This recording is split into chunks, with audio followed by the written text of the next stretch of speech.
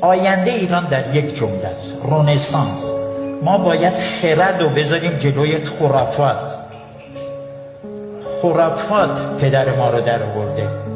این خرافات اگر شما بیرون بکشید، یک ایران آزاد مستقل که من میگم داکترین پهلویزم. الان رضا جان میپرسید چیه؟ گفتم داکترین پهلویزم این نیست که سلطنت برگرده به ایران.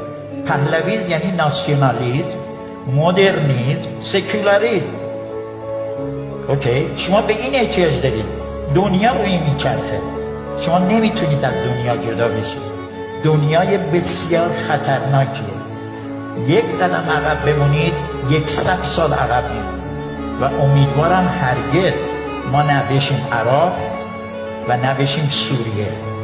و من فکر میکنم تنها راه نجات ایران تمام افرادی که در خارج از کشور هستند، نه با جبهه‌گیری، نه با ایدئولوژی، نه نوکری رژیم کردن یا به علت منافع شخصی وابسته شدن، بلکه با احساس این که این ایران چه باید بشه وارد بشن.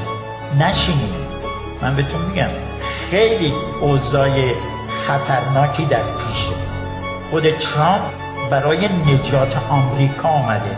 وقتی یک رئیس جمهوری میاد برای نجات آمریکا، وای به حال ما که نتونیم خودمون رو نجات بدیم.